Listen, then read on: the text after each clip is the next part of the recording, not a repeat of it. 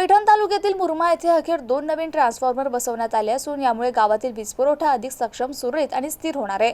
अनेक दिवसांपासून गावकऱ्यांना अपुरा वीजदाब, वारंवार वीज खंडित होणे तसेच वाढत्या वीज वापरामुळे निर्माण होणाऱ्या अडचणींना सामोरं जावं लागत होतं।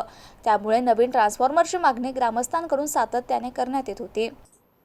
संदीपान भुमरे आणि विलास भुमरे यांच्या मार्गदर्शनाखाली प्रभारी सरपंच उषा दिनकर मापारे यांनी सतत महावितरण विभागाकडे पाठपुरावा केला।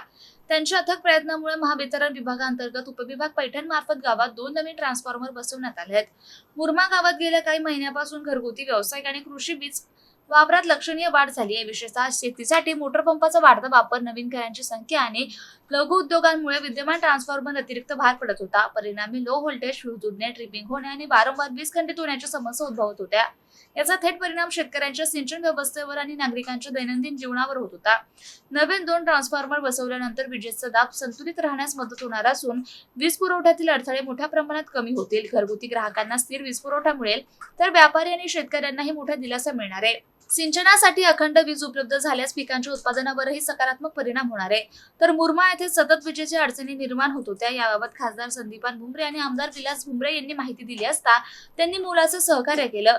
लोकप्रतिनिधींनी आमच्या समस्यांची दखल घेऊन तत्परतेने कामे मार्गी लावले। भविष्यातही गावाच्या विकासासाठी अशाच प्रकारची कामे व्हावीत अशी अपेक्षा प्रभारी सरपंच उषा दिनकर मापारे यांनी व्यक्त केली।